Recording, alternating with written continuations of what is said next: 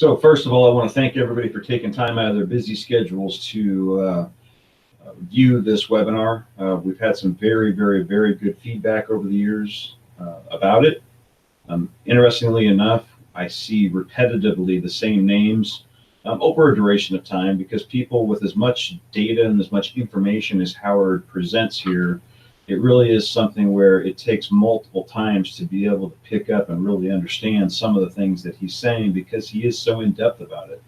So definitely feel free to sign up again. If there's pieces of it that you need to rewatch, absolutely it's there. If you have any questions specifically, you can contact us directly. My name is Jason Spangler.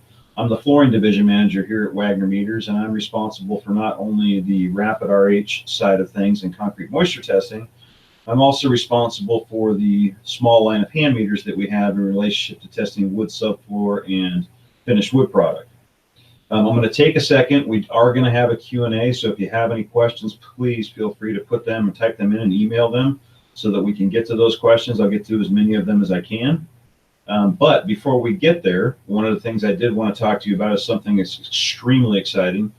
You notice that I have an orange shirt on now, and orange was the color of the Rapid RH 4.0 EX, which was our previous version. And I say previous version of relative humidity sensor because last Monday we launched what is called the Rapid RH L6 version of our product or sensor.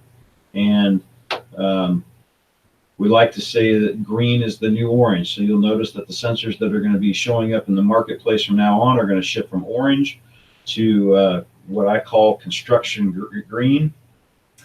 The differences between the L6 system and the 4.0 system. One of the things that we have, a couple of things that we had feedback about. One, the reader itself that displayed the readings from the sensor, the pins on the bottom that interfaced with the bottom of the sensors, there was some feedback that they weren't as strong as some people would like. They got bent if you weren't careful with them, and they got damaged. We drastically increased the durability of the pins, and I like to tell people that if somebody bends or breaks those pins, they're on a mission to actually do that because they are drastically different than what we had before. The other thing from the feedback from the marketplace was the caps. The caps themselves with the orange system, they could potentially come off the sensor if there was people kicking them off, things along those lines. So people would use duct tape over them a lot of times.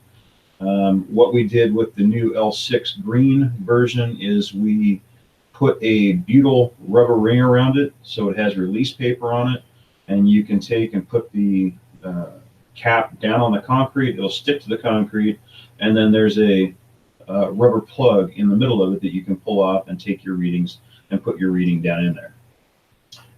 Some of the things that we did from a technology standpoint that we did to make things better. The sensor itself, the sensor is a custom sensor that between the 90 and 100% relative humidity range and the higher ranges like that, you'll find the sensor is more responsive to the actual drying of the concrete.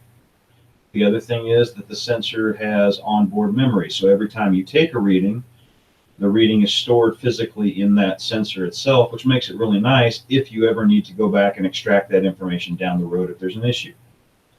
The other part with the reader used to be, we had what I called a manual reader or the easy reader that had the LCD display on the top of it. And then we had a Bluetooth reader that was able to interact with the apps that we had like DataMaster. What we've done now is we've put those two readers together. So you have a single reader that has the LCD display if you just want to handwrite, or it also has the Bluetooth capability so you can integrate it into the new DataMaster L6 app. So those are some of the changes that happened. Definitely very exciting. A lot of good feedback from it so far, but it's still short-lived as far as it hasn't been out very long. So we'll get on to the Q&A.